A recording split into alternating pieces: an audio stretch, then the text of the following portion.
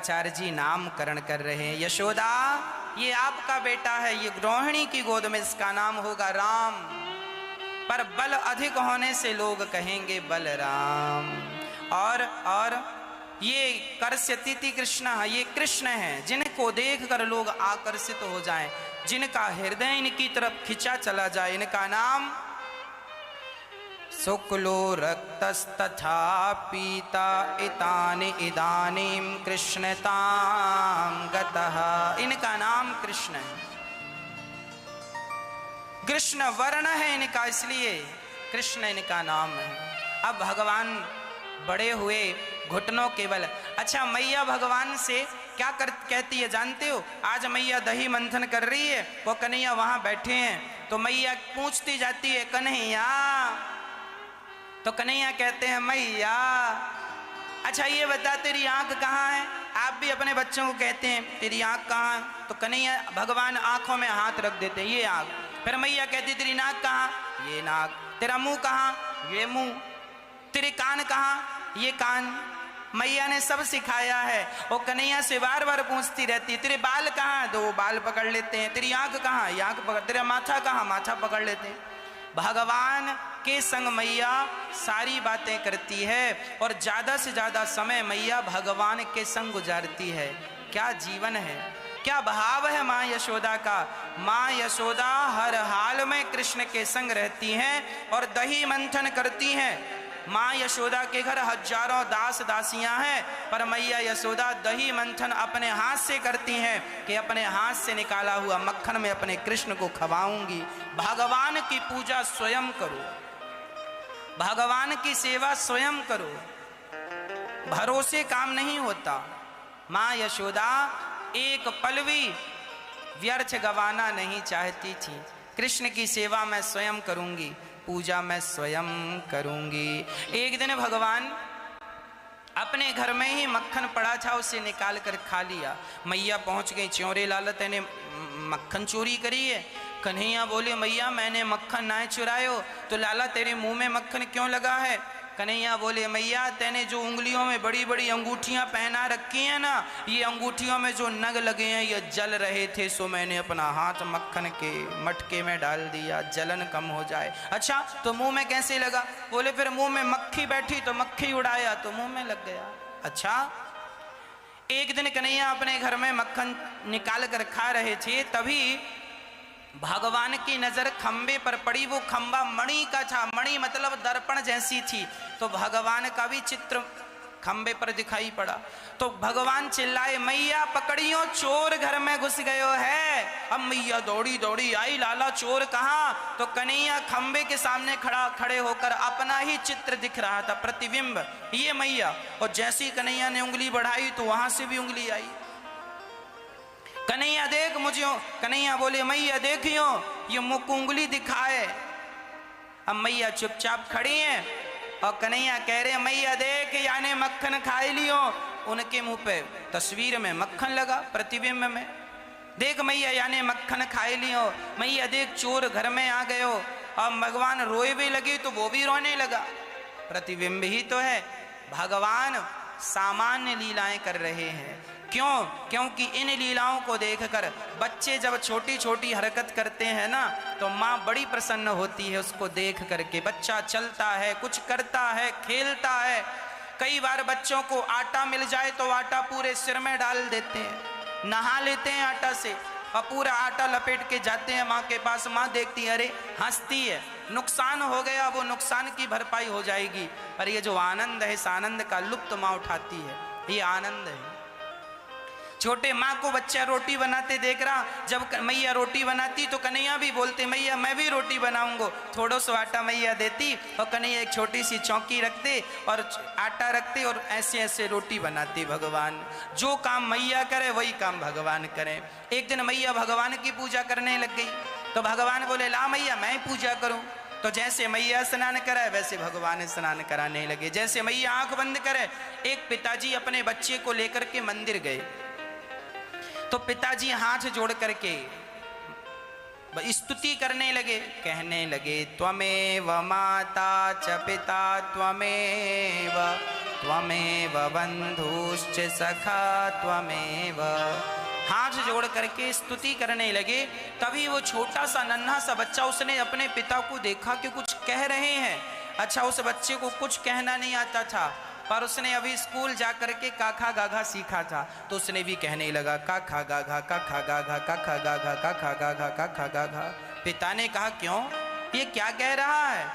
तो बच्चे ने कहा पिताजी, जो आपसे आता है वो आप कह रहे हैं, जो हमसे आता है वो हम कह रहे हैं।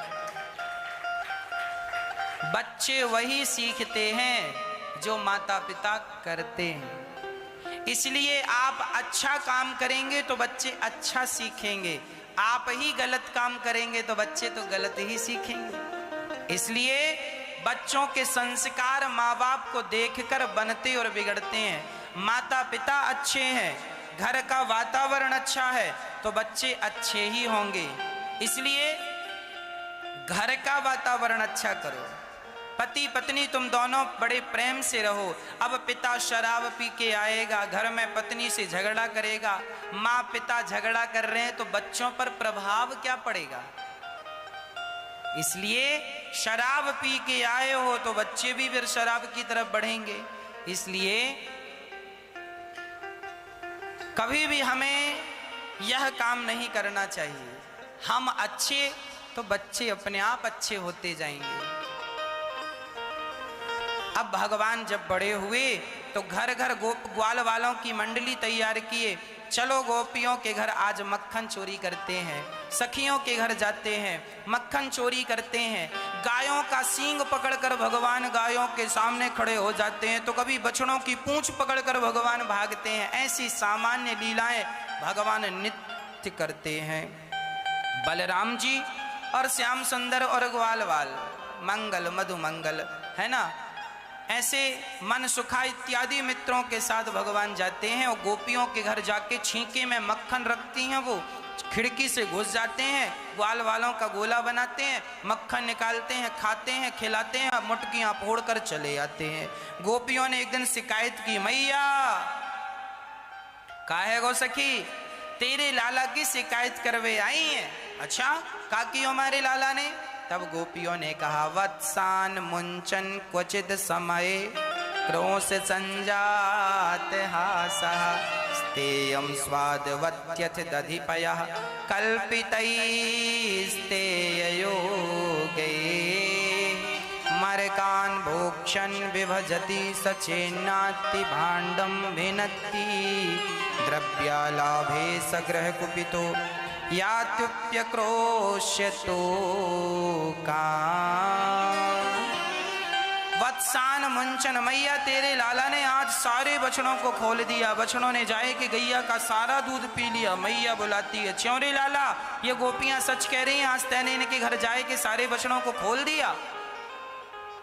कन्हैया बोले, मैया गोपियां एक नंबर की कंजूस हैं, सारा दूध निकाल लेती हैं गाय का और बछड़ों को एक रत्ती नहीं पिलाती, इसलिए हमने बछड़ों को खोल दिया है ना। अब सारी गोपियां शिकायत कर रही हैं। मैया बोली, जरा कन्हैया कुछ हरकत करें तो तुम गुस्सा क्यों करो, यहाँ को डरायो करो। तो सखियां बोली, मैया जब हम गुस्सा करती हैं ना तो हमें देख के ही हंस देता है, और इसकी हंसी में जाने कौन सी माया है, हम सब कुछ भूल जाती हैं। गुस्से पर कंट्रोल करना है, चुप रहना सीखिए।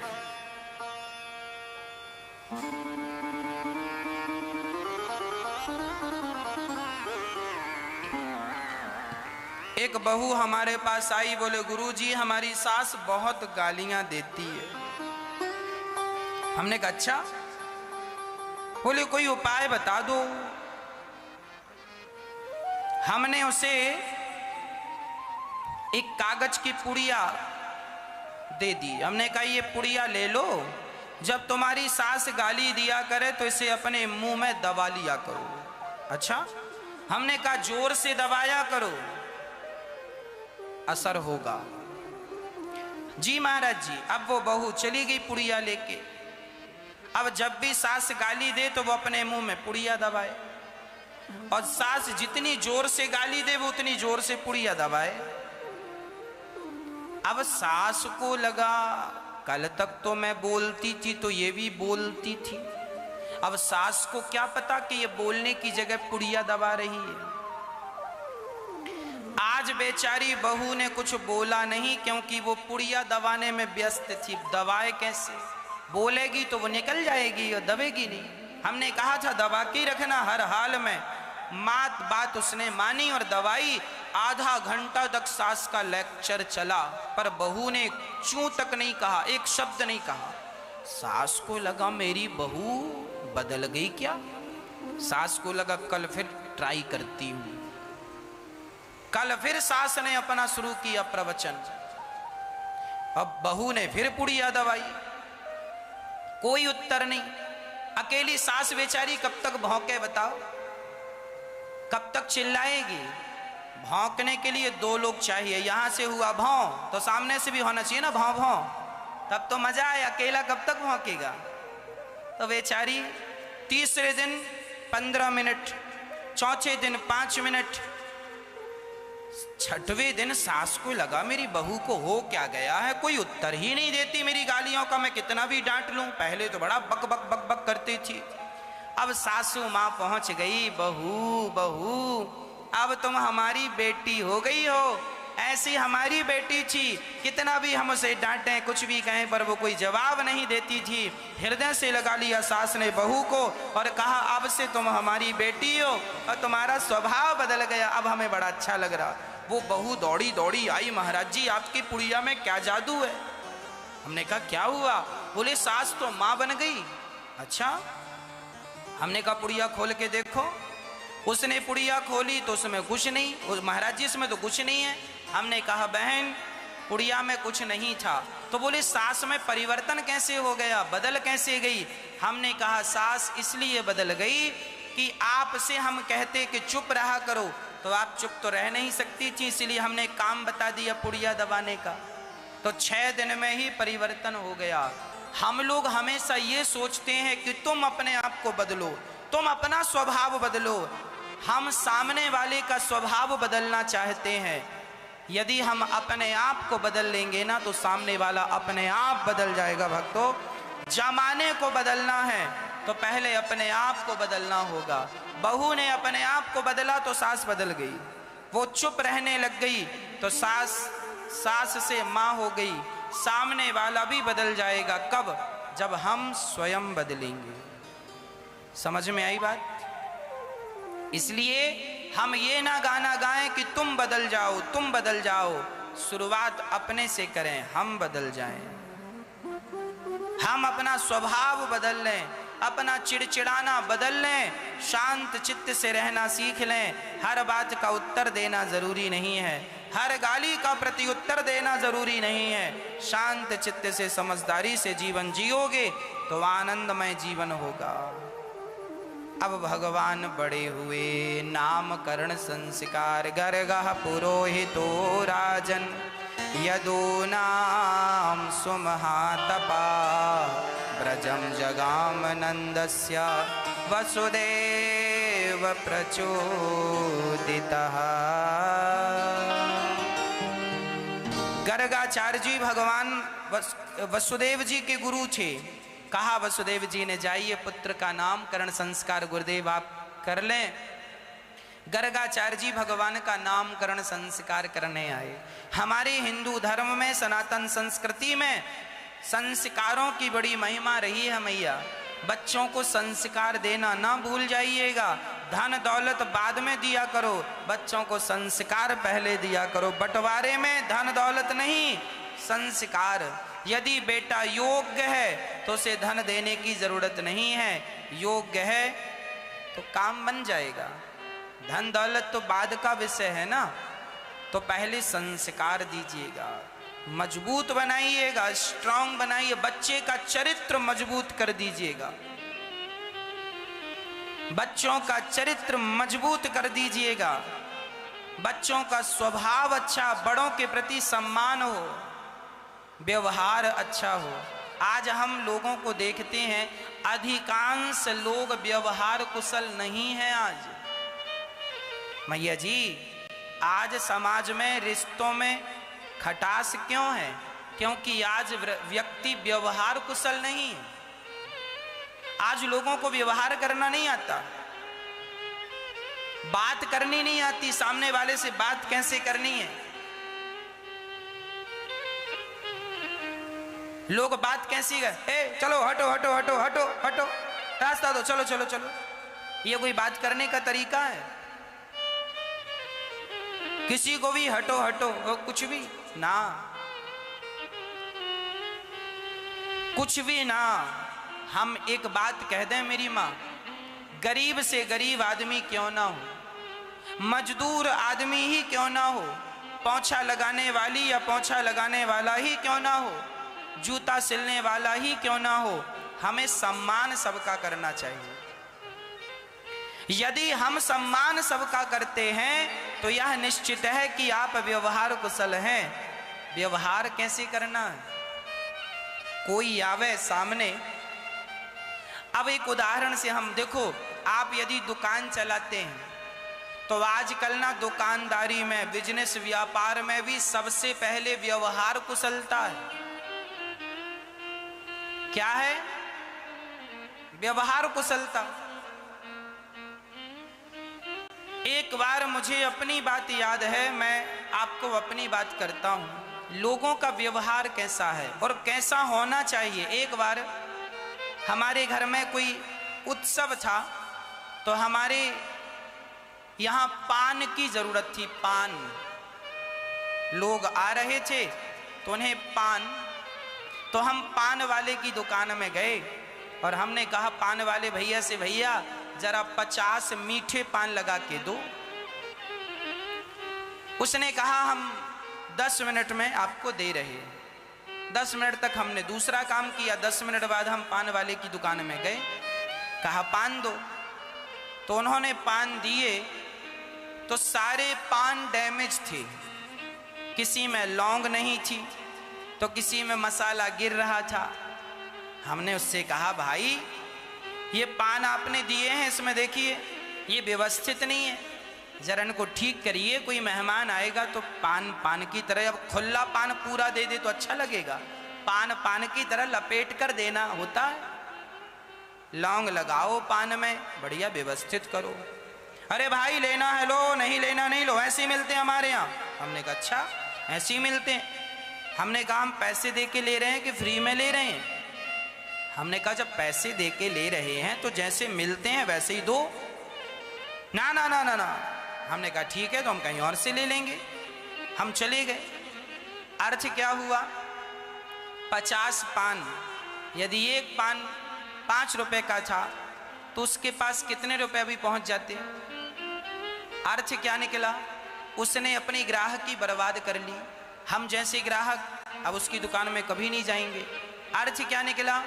हमारे यहाँ कहते हैं ग्राहक भगवान होता है। एक पान लेने वाला हो या 10 पान लेने वाला हो, वो भगवान है और ग्राहकों से ही दुकानें चलती हैं। इसलिए हर दुकानदार को व्यवहार कुशल होना चाहिए। अरे वो इतना ही कह देता, अच्छा भैया जरा रुक जाइए हम व्यस्त थे, हो गया हम ठीक कर देते। यदि वो इतना कह देता तो हम 10 मिनट और भी रुक सकते थे उसकी मीठी वाणी से, पर उसके चिल्लाने से तो हम 5 मिनट भी ना रुके, आप भी ना रुकते। पैसे ही देना है तो जमाने से कहीं खरीद लो। परंतु आज के जमाने में व्यवहार कुशलता चाहिए। यदि आप व्यवहार कुशल हैं तो आप अच्छे बिजनेसमैन भी बन सकते हैं, आप अच्छे दुकानदार भी बन सकते हैं, व्यापारी बन सकते हैं। और व्यवहार नहीं है भाई, आपने देखा होगा ना मार्केट में 50 किराने की दुकान होती हैं, पर आदमी जाता वहीं है जहां उसको मन भाता है, जहां से जरा सा प्यार मिलता होगा, जहां से उसका लगाव होगा। व्यवहारिकता ही तो है ना। कई बार आप देखते हैं अड़ोस पड़ोस में फलाने की दुकान बिल्कुल नहीं चलती और उसी के बगल वाले की दुकान ज़्यादा चलती है, और वो बाजू वाला परेशान होता है यार हमारी दुकान तो चल नहीं रही, इसकी तो बहुत चल रही है। क्योंकि वो आदमी व्यवहार कुशल है। वो ग्राहकों से पूछता है हंस के, भैया कैसे हो, सब कुशल है। आदमी इसमें ही संतुष्ट हो जाता, चलो इसने पूछा, ठीक ठाक पूछा, है ना। और अब दुकानदार हो तुम, ग्राहकों को डांट रहे हो, तो ग्राहक है सरकार, दूसरी दुकान में भी जा सकता है, तीसरी दुकान में भी जा सकता है। इसलिए हर काम में व्यवहार कुशलता होनी चाहिए। यदि आप व्यवहार कुशल हैं तो आपके संबंध भी मधुर होंगे। कई लोगों को हम देखते हैं, आपके ससुराल पक्ष से आपकी बात बनती नहीं है, आपके मायके के पक्ष से आपकी बात बनती नहीं है। कई बार विवाद हो जाता है, झगड़ा हो जाता है बात बात में। क्यों? क्योंकि आप व्यवहार कुशल नहीं हैं। बात बात में झगड़ा होता है, सामने वाला कुछ बोल दिया, आप हाइपर हो जाते हैं, गर्म हो जाते हैं ना। ये व्यवहार कुशलता नहीं है। व्यवहार कुशलता ये है, अरे अपनों से क्या गुस्सा करना, हमारा भैया हम पे गुस्सा कर रहा हो तो क्या हम अपने भाई पर गुस्सा करें, हमारा पिता हम पर गुस्सा कर रहा हो तो क्या हम पिता पे गुस्सा करें, हमारी माँ हम पे गुस्सा कर रही हो और हमें डांट रही हो तो क्या हम माँ पे गुस्सा करें, उसे डांटें ना। जहां अपनापन होता है, जहां लोग आपको अपना मानते हैं, वहां लोग आप पे गुस्सा होने का भी अधिकार रखते हैं और आपको डांटने का भी अधिकार रखते हैं। जहां आप समझदारी से चलते हैं, रिश्ते निभते हैं, समझदारी आप छोड़ देते हैं, रिश्ते नष्ट हो जाते हैं। तो व्यवहार कुशलता जरूरी है, हर क्षेत्र में व्यवहार कुशलता जरूरी है। हाँ, अकड़ जरूरी नहीं है। रात्रि को कोई, हम बिस्तर में जाकर लेट जाते हैं और तब भी कोई मिलने के लिए आ जाए तो कोई कह दे कि कोई फलाने मिलने के लिए आए हैं, तो बिस्तर में लेटने पर भी उठकर हम चले जाते हैं कि कोई दूर से मिलने आया है, चलो चलकर मिल लेते हैं। मतलब ये व्यवहार कुशलता है कि आप यहाँ आए हैं और आप हमसे मिलना चाहते हैं तो हम आपसे मिलें, यही हमारी व्यवहार कुशलता है। हम आपको यूं ही ना कह दें कि ना अब रात हो गई है सवेरे आना ना, यदि संभव है तो आपसे मिलना चाहिए, हम आपसे मिल लेते हैं यदि संभव है। अब कोई रात को 11 बजे आए और तब हम सो गए और खबर ही ना लगे, तब तो फिर हो ही नहीं सकता मिलना।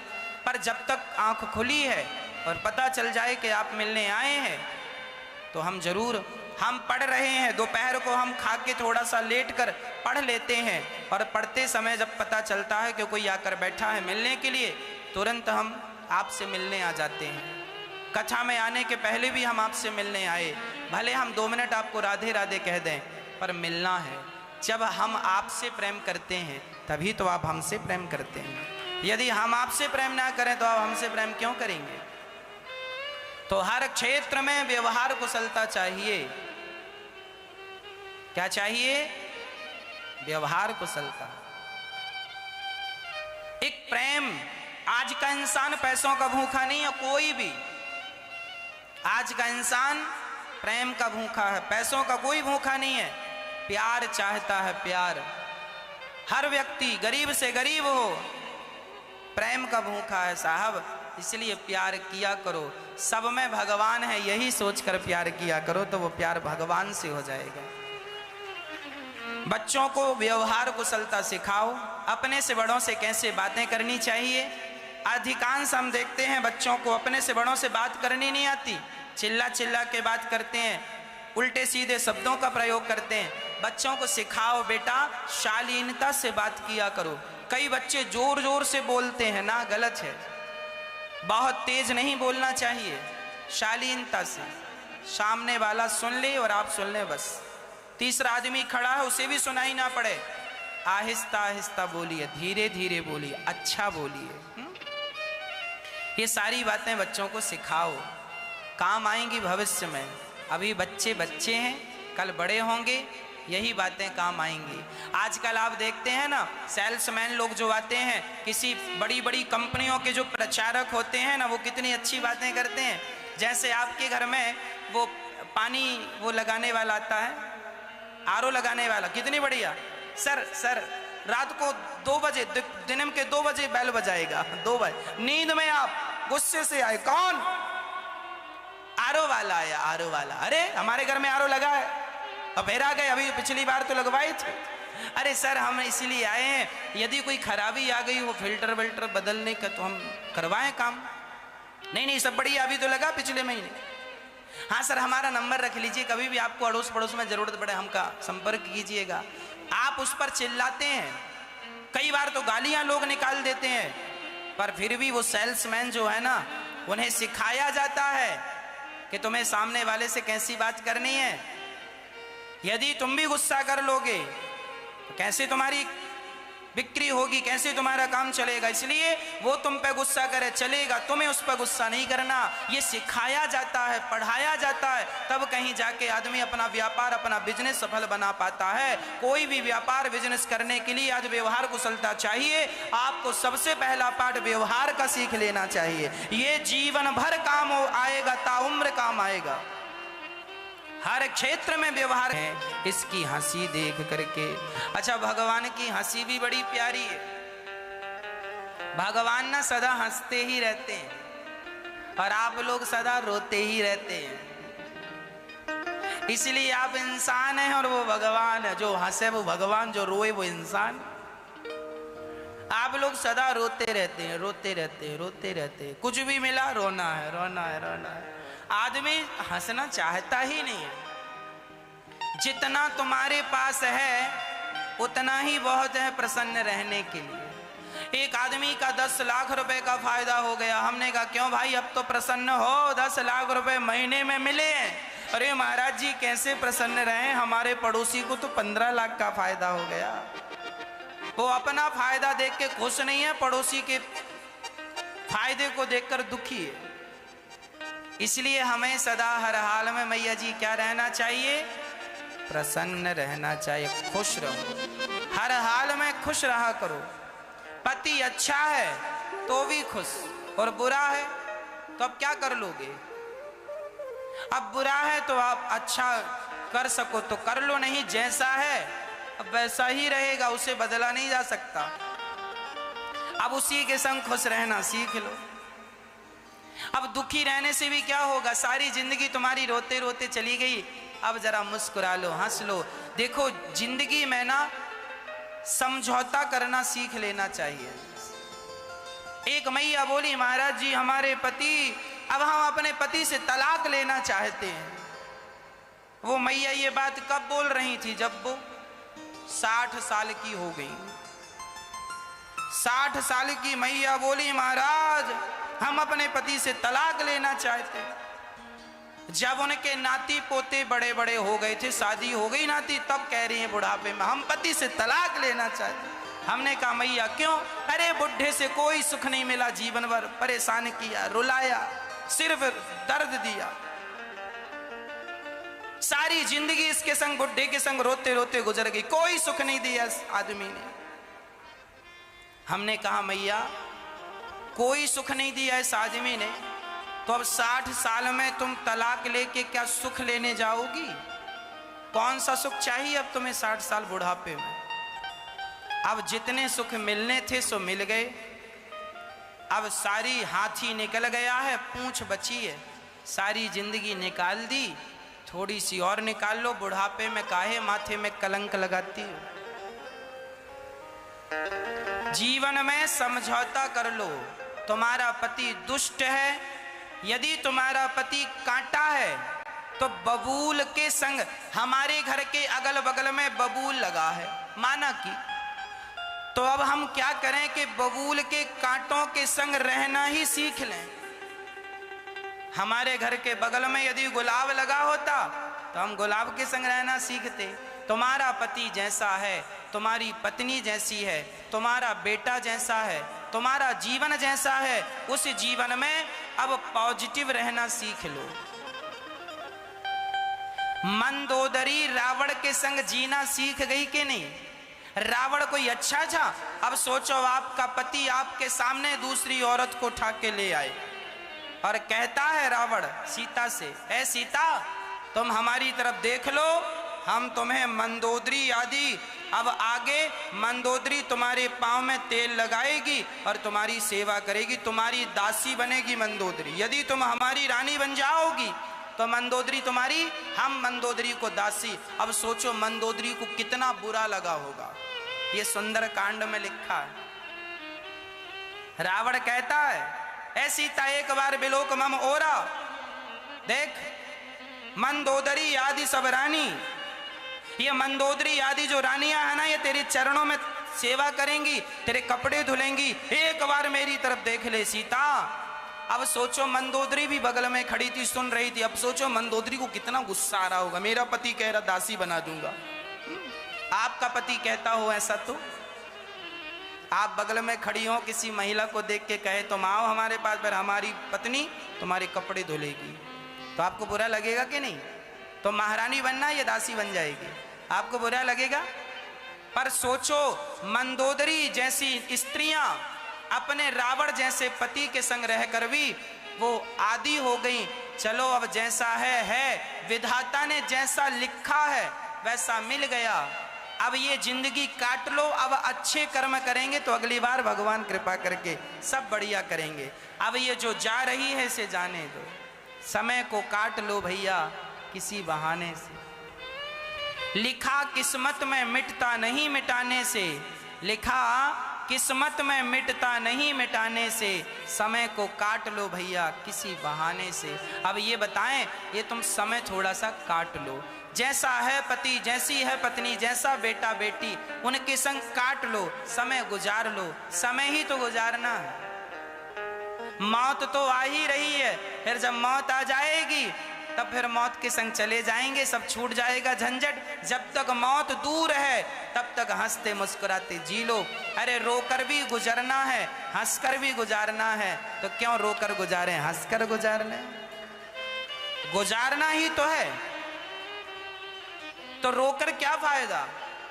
हमें पता है एक समुद्र के बीच में एक नौका फंस गई, समुद्र में ऐसी हवा चली, तूफान उठा कि वह नौका रास्ता भटक गई और वहां उसमें जितने यात्री गण थे वो सब रोने लगे। सारे श्याम सुंदर मक्खन के पास पहुंचे, सबको मक्खन खवाया, घंटी सचमुच नहीं बजी, और जब सबने मक्खन खा लिया तब भगवान थोड़ा सा सोचे मैं भी खाऊं, और ज्यों भगवान खाने लगे तो मटकी टन टन टन टन टन टन बजने लगी। भगवान बोले घंटी क्यों बज गई, कहा तो था कि नहीं बजेंगे। घंटी बोली सरकार जब दुनिया के लोग खाते हैं तब मेरा बजना जरूरी नहीं होता, पर जब आप भोग लगाते हैं तब मैं बिना बजे कैसे रह जाऊं। और भगवान को आकर पकड़ लिया गोपियों ने, और जब पकड़ लिया भगवान बोले सखी, अब सारे ब्रजवासी भाग गए, कन्हैया मटकी पर ही लटके रह गए। गोपियों ने उतारा और कहा कन्हैया ने सखी मुख छोड़ दे, आज के बाद मक्खन चोरी ना करूंगो, एक शर्त पर छोड़ेंगी, जरा हमें नाच करके दिखा, है ना। भगवान से गोपियां कहती हैं लाला ये बता, तेरी मैया गोरी है, तेरे बाबा गोरे हैं, ये बता तू कारो कैसे है ना। गोपियां कहने लगी कन्हैया लाल की। अब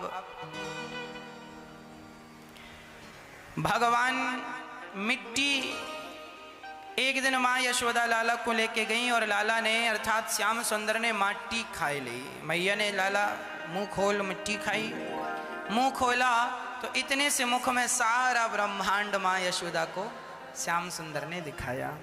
मैया को भगवान ने समझाया, ये कहना चाहा कि माँ देख मेरे मुख में सब कुछ समाया हुआ है, हमें भगवान को कोई सामान्य नहीं समझना चाहिए, भगवान कोई मनुष्य ना समझ ले, आदमी के मनुष्य बन के आए हैं तो मनुष्य ही समझा जाए ना, वो भगवान है। मुंह खोलकर इतने से मुख में संपूर्ण ब्रह्मांड दिखाया है। ऐसे भगवान के चरणों में हम सभी चलें। माँ यशोदा का भगवान ने सब विस्मरण कर दिया जो देखा। इसके बाद परीक्षित ने प्रश्न किया कि सुनो गुरुदेव भगवान ये बताएं कि माँ यशोदा ने आखिर ऐसा कौन सा पुण्य किया जिस पुण्य के बल पर श्याम सुंदर उनके पुत्र बनकर आए।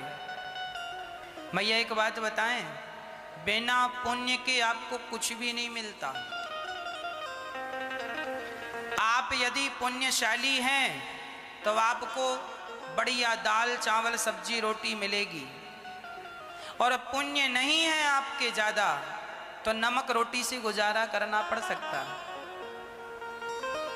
जिसके पास बहुत धन है इसका अर्थ है कि उसने बहुत पुण्य किया है। पुण्य से ही धन मिलता है, पुण्य से ही सुख मिलता है, और पाप से ही दुख मिलता है। पाप करने वाला हमेशा दुखी रहता है, पुण्य करने वाला हमेशा सुखी रहता है। इसलिए हमें पाप ना करके पुण्य करना चाहिए। माता यशोदा पिछले जन्म में कौन थी? इनका नाम था धरा। मां यशोदा को धरा कहा जाता था। पिछले जन्म में इनका नाम धरा था। इनके पास सब कुछ था। नंद बाबा का नाम था द्रोणो वसुनाम प्रवरो धरया सह भार्यया। द्रोण और धरा, द्रोणो वसुनाम, ये द्रोण नाम के वसु थे। नंद बाबा का नाम था द्रोण और यशोदा का नाम पिछले जन्म में था धरा। ये बहुत बड़े राजा थे। इनके नियम था कि कोई भी द्वार पर आए उसे कभी खाली हाथ नहीं जाने देते थे। देने के लायक ये ईश्वर ने बनाया है, जरूर दीजिएगा। यदि हम देने के योग्य हैं और फिर ना दें तो फिर पाप लगता। एक बार क्या हुआ, एक अमीर आदमी था। हम चले गए उनके पास। हमने उनको बताया कि भैया, सामान्य बन के गए, सामान्य। उनको पता नहीं था कि ये कथा सुनाने वाले हैं। सामान्य रूप में चले गए। हमने उनको बताया कि गौरी गोपाल वृद्धाश्रम में हमारी माताएं रहती हैं, यदि ईश्वर ने सामर्थ्यता दी है तो जरूर कुछ दान कीजिएगा माओ के लिए। तो वो भड़क गए। अरे जब देखो तब मुंह उठाए चले आते हो मांगने के लिए। कोई भी आ जाता है, ये दे दो वो दे दो, मांगने। जब देखो तब मांगने आ गए। हमने उनसे कहा, भाई एक बात कहें? हाँ हाँ कहो। हमने कहा, सारे लोग आपके घर मांगने इसलिए आते हैं क्योंकि ईश्वर ने आपको देने के लायक बनाया है। देने के लायक नहीं बनाया होता ना तो क्षमा करना, आपके घर कोई ना आता। यदि आपके घर कोई मांगने आए, आपसे कोई मांग रहा है, तो बड़ी प्रसन्नता रखनी चाहिए कि ईश्वर का धन्यवाद, मुझे आपने इस लायक बनाया कि मेरे द्वार पर कोई लेने के लिए आता है। और भगवान से यही प्रार्थना करता हूं कि आप सदा ऐसे ही बने रहें कि आपके द्वार पर लेने वालों की भीड़ लगी रहे। देने वाले बनो। यदि देने वाले बनकर भी नहीं दिए तो तुम्हें भी फिर लेने वाला बनाएगा भगवान। खड़े रहना द्वार पर लेने के लिए। ये बताओ कि लेने वाला अच्छा होता है कि देने वाला? बोलो। देने वाला बड़ा होता है, लेने वाला। इसलिए बामन भगवान लेने के लिए गए, इसलिए बामन भगवान भी छोटे बनकर गए। भले वो भगवान है पर जा रहे हैं लेने। 3 पग भूमि, इसलिए छोटे बनकर गए। यदि ईश्वर ने तुम्हें देने के लायक बनाया है तो जरूर देना। नहीं दोगे तो अगले जन्म में या इसी जन्म में समय बदल जाएगा और फिर आप भी देने वाले की जगह फिर आप भी लेने वालों की भीड़ में खड़े हो जाएंगे। इसलिए ये तो आपकी खुश नसीबी है कि विधाता ने तुम्हें देने के लायक बनाया। इसलिए बनाया है तो दिल खोल कर दो। जब हम देते हैं तो विधाता हमें देता है। नदी नदी कभी ये नहीं कहती कि अब पानी मत लेना, जितना पानी ले सको ले लो। जब वो पानी आपको बांटती है, सबको देती है, तो भगवान पानी की पूर्ति उसे करते हैं। आज तक गंगा सूखी नहीं, आज तक नर्मदा सूखी नहीं, आज तक यमुना जी सूखी नहीं, देती आई हैं, देती आई हैं, तो इन्हें भी विधाता देते जा रहे हैं। और इसलिए इनका जल मीठा है, जबकि समुद्र ने आज तक एक बूंद किसी को पानी नहीं दिया, इसलिए उसके पास जल बहुत है, पर वो जल खारा है, क्योंकि जो नहीं देता उसका धन किसी काम का नहीं रह जाता। देना सीखिए, यदि ईश्वर ने देने के योग्य बनाया है तो।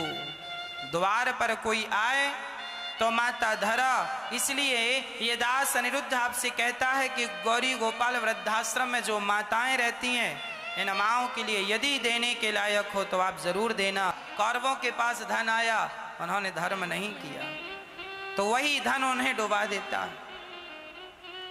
इसलिए धन बहुत कमाना चाहिए, खूब धन कमाना चाहिए। हमारे शास्त्रों में ये कहीं नहीं लिखा गया कि तुम पैसे ना कमाओ, पर आप लोगों को यही सुनने मिलता है, पैसों का क्या करोगे, पैसों का क्या है ना। ऐसी बातों में ना उलझ जाना। पैसे बहुत कमाया करो, काम धाम और अच्छे से अच्छा करो। 10,000 कमाते हो तो 20,000 कमाने की कोशिश करो, 50,000 कमाते हो तो लाख कमाने की कोशिश करो, और 10 लाख रुपए महीने में कमाते हो तो 50 लाख कमाने की कोशिश करो। बहुत पैसा कमाओगे तो आप बहुत धर्म कर पाओगे, बहुत दान कर पाओगे। नहीं कमाओगे तो क्या करोगे।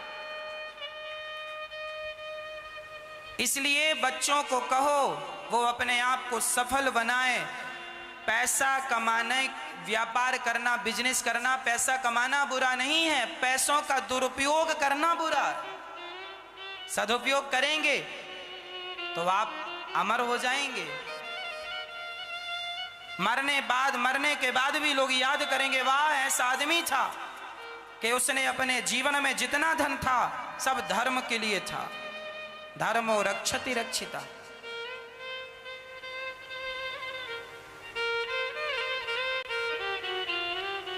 श्री यशोदा धरा थी, इनके पास बहुत बड़ी राज सत्ता थी पिछले जन्म में। माता धरा अपने हाथ से भोजन बनाकर संतों को भोजन कराया करती थी। एक बार इनके नगर में सूखा पड़ा, तमाम लोग भूख से तड़पने लगे, तब इन्होंने अपने खजाने खोल दिए और सब प्राणियों की रक्षा की। और उसके बाद यहाँ तक स्थिति आई कि इन्होंने अपना संपूर्ण राज्य बेचकर अपनी प्रजा की रक्षा की, उनके लिए रोटियां इकट्ठी की, भोजन इकट्ठा किया। और जब सब बिक गया तब दोनों पति पत्नी एक जंगल में कुटिया बनाकर गांव के पास ही प्रेम पूर्वक भजन करने लगे। माता धरा और द्रोण अर्थात आनंद बाबा दोनों भगवान का खूब चिंतन करने लगे। एक दिन माता धरा घर में अकेली थी, तभी 4 संत आए। संतों ने कहा, देवी बड़ी भूख लगी है, क्या तेरे घर रोटी मिलेगी। धरा ने कहा, महाराज आज तक इस द्वार से कोई भूखा नहीं गया, आज तक इस दरवाजे से कोई भूखा नहीं गया। आप बैठिए और विडंबना देखिए कि उस दिन माता धरा के यहाँ कुछ भी नहीं था, अन्न का एक दाना नहीं था। संत स्नान करने गए, हम स्नान कर लें फिर आते हैं, आप भोजन कराइएगा। धरा बगल में गांव था, पास में गांव में एक सेठ जी रहते थे, पैसे वाले थे। धरा उनसे मांगने चली गई। देखो जिनके पास धन है उन्हीं से तो मांगा जाता है। धरा ने सेठ जी से कहा, भैया हमारे घर संत आए हैं, हमें कुछ पैसे उधार दे दो, हम जल्दी से जंगल की लकड़ी बेचकर आपका कर्जा चुका देंगे। वह व्यक्ति धरा की सुंदरता देखकर वह लट्टू हो गया। अच्छा धरा रानी ही तो थी, शरीर बड़ा सुंदर था, तपस्या थी तो और चमक थी। वह सेठ, वह पैसे वाला व्यक्ति धरा की सुंदरता पर मोहित हो गया। कहने लगा तुम बड़ी सुंदर हो, यदि कुछ गिरवी रखती हो तो हम पैसे देंगे, नहीं तो नहीं। धरा बोली मैं लकड़ी बेच कर ही चुका पाऊंगी, अभी मेरे पास कुछ भी व्यवस्था नहीं है। अच्छा, तो उस व्यक्ति ने धरा के स्तनों की ओर इशारा किया, कहा ये जो तुम्हारे स्तन हैं ये हमें बड़े प्रिय लग रहे हैं, यदि ये दे दो तो हम इसके बदले तुम्हें जितना धन चाहिए दे देंगे। अच्छा, धरा ने कहा ठीक है, सौदा मंजूर है। सेठ ने बड़ी प्रसन्नता से बहुत सारा धन निकाल कर रख दिया। धरा ने कहा फिर सोच लो तुम क्या मांग रहे हो। हाँ हाँ, उसकी तो नीयत बिगड़ गई ना।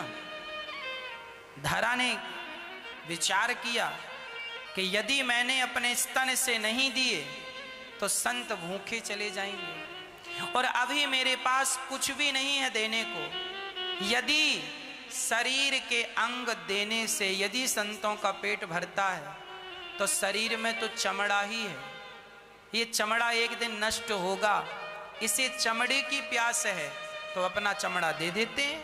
तो धरा ने चाकू पड़ी थी, अपने दोनों स्तन काट लिया चाकू से माता धरा ने, और दोनों स्तन काट करके चाकू से सेठ को पकड़ा दिया। सेठ जी तुम्हें मेरे स्तन ही चाहिए था ना, ये रहे मेरे दोनों स्तन, ये लो।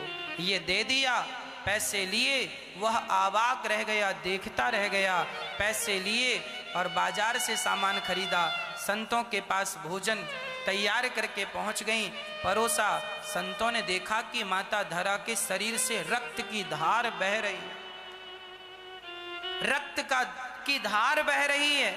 संतों ने कहा देवी आपके शरीर में इतना रक्त क्यों, क्या चोट लग गई, क्या भोजन बनाते समय आप जल गई? ना, जली नहीं हूं। फिर ये रक्त कहां से?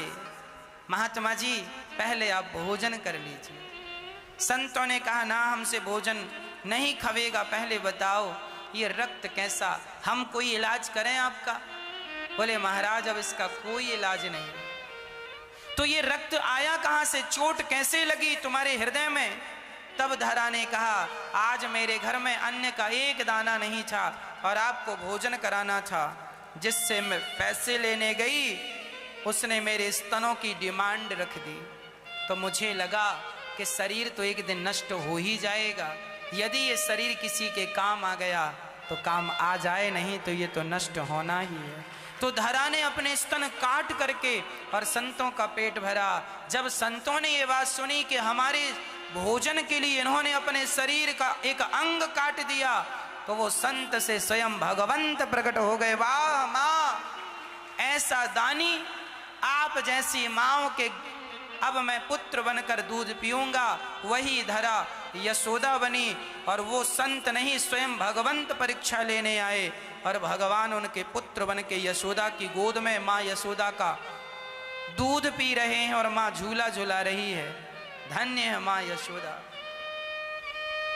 दान किया, इसलिए हम आपसे कहा करते हैं मैया जी, ये शरीर एक दिन नष्ट हो जाएगा, इस शरीर से जिसको प्रसन्न करना चाहते हो कर लो। मैं कथा सुना रहा हूं, मैं रोज यही सोचता हूं बेटा अनिरुद्ध कथा सुना लो सुना लो सुना लो। एक दिन ये वाणी अवरुद्ध हो जाएगी, पता नहीं कब ये वाणी बंद हो जाए। ये हाथ जब तक चल रहे हैं, माओ के पांव दबा लो दबा लो दबा लो, सेवा कर लो, पता नहीं इन हाथ में कब कमजोरी आ जाए और कब इनको उठाने में भी दर्द होने लग जाए। ये शरीर जो हमारा है ना मेरी माँ, एक दिन ये धीरे धीरे हमारा भी तो साथ छोड़ देगा। हमारे शरीर का हर अंग एक दिन हमारा साथ छोड़ेगा कि नहीं? हमारी आंखों में दिखना बंद हो जाएगा, कानों में सुनाई ही नहीं पड़ेगा, वाणी बोल ही नहीं पाएगी, पांव चल ही नहीं पाएंगे, हाथ उठ ही नहीं पाएंगे। जब तक ये शरीर साथ दे रहा है तब तक धर्म कर लो कर लो कर लो, नहीं तो एक दिन ये शरीर तो छोड़ ही देगा, शरीर साथ छोड़ देगा। पर इस शरीर से तुमने जो धर्म किया है वो धर्म आपका साथ कभी नहीं छोड़ेगा। धर्मो रक्षति रक्षिता। इसलिए जब तक शरीर चल रहा है इसे चला लो और अपने शरीर से अपने काया से पुण्य कर लो। हमारा शरीर नश्वर है। आनंद गेहिनी कर्मांतर नियुक्तासु निर्ममंथ स्वयं दधे। एक बार माँ यशोदा अपने हाथ से दही मंथन कर रही थी। एक इदा गृहदासीसु, एक दिन भगवान श्री कृष्ण की सेवा के लिए माँ अपने हाथ से दही मंथन कर रही थी। माँ स्वयं भगवान का काम करती हैं, किसी से कराती नहीं। भगवान की सेवा स्वयं करें। एक दिन माँ यशोदा श्याम सुंदर के लिए दही मंथन कर रही थी। तभी भगवान बोले, माँ मुझे बहुत भूख लगी है। मैया बोली, लाला तेरे लिए मक्खन ताजा ताजा निकाल रही हूँ, अभी तू खाना ना। मैया आज मुझको मक्खन खाएवे को मन ना है। तो लाला फिर का कियो का करेगो? मैया दूध पीवे को मन है, मुझको दूध पिवाए दे। मैया बोली, लाला ने थोड़ी देर रुक जा, ताजो ताजो मक्खन तो को खवाऊं। भगवान ने मथानी, पहले तो भगवान ने साड़ी पकड़ी माँ की, और मैया जब रुकी तो मथानी पकड़ लेते हैं।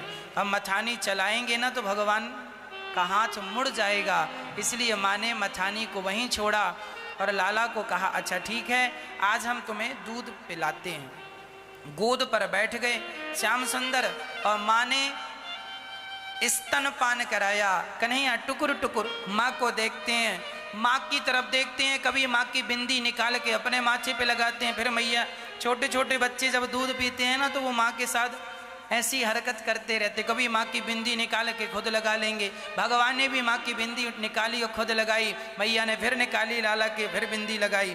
तो कभी मैया की नाक में भगवान उंगली डालवे लग गए, तो कभी मैया के मुंह में उंगली डालवे लग गए, और भगवान का हाथ पकड़ के मैया ने नीचे किया और दूध पिलाया।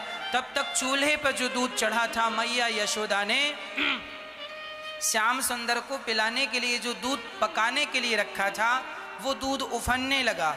अच्छा, दूध क्यों उफन गया? इसलिए कि चूल्हे के दूध ने भी सोचा कि हम तो भगवान के लिए पक रहे थे, भगवान के लिए तप रहे थे। यदि अब भगवान का माँ यशोदा ने दूध से पेट भर दिया तो हमारा तपना व्यर्थ है, इसलिए आग में कूद कूद के अपनी आहुति दे रहा है। अब जीने से क्या फायदा, अब तो मर जाना ही। भगवान के काम ना आ सका तो अब जी के करेंगे क्या? इसलिए दूध उफनने लगा, है ना। इसलिए अभी तक नहीं उफन रहा था, अब उफनने लगा। तब मैया यशोदा ने लाला को उतार के और दूध उतारवे गई। तब भगवान को लगा, अच्छा मैया की आसक्ति अभी तक वस्तुओं में है, इसलिए भगवान ने एक पत्थर उठाया और वो मटकी जिस पर मैया दही मंथन कर रही थी, दे मारा, मटकी टूट गई। और भी जितनी मटकियां थी सब टूट गईं।